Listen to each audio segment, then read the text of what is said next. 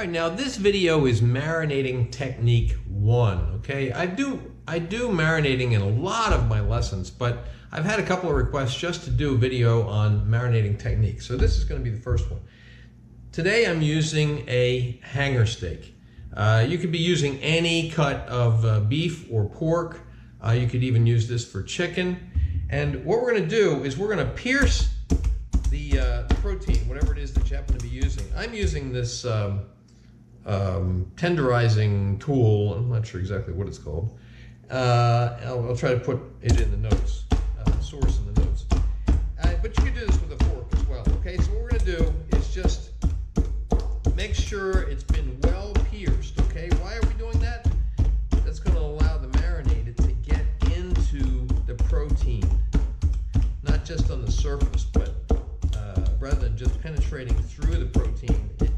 These holes give the protein a root to get deep down inside. Okay, and we're going to do both sides of it.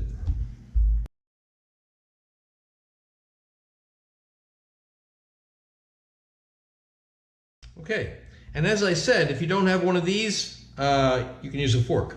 All right, now what we're going to do is we're going to put the protein, in this case it's a hanger steak, into our marinating bag, which is a Ziploc bag, and then we're going to add the marinade. Now in this case I am using my Koji based marinade 1, right? But you could use any marinade at all, right? So what we're going to do is pour it into the marinating bag. Try to get it all out, okay? I don't like to waste any. All right, then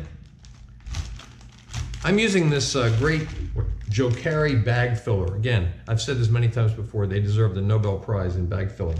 All right, then what we want to do is close the bag and try to get the air out of it.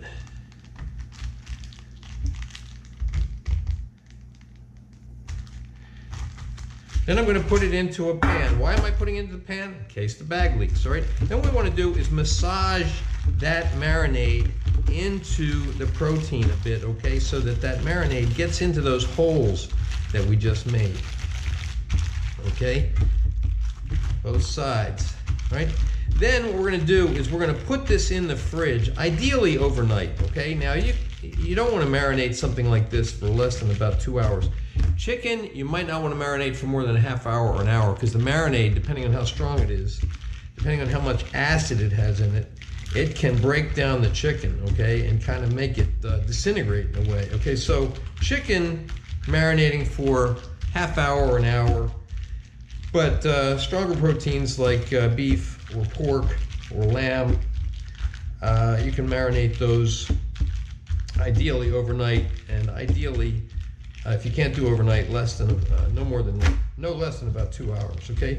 Again, so we've rubbed this marinade into beef. Now we're going to put this into the fridge overnight, and ideally, if you can, turn it every few hours. Obviously, you're not going to turn it while you're sleeping, but you can put it in, turn it right before you go to sleep, turn it again in the morning, and then turn it a couple of times throughout the day if you can. That's not crucial, especially if you have enough marinade in the bag that the protein is kind of swimming in the marinade.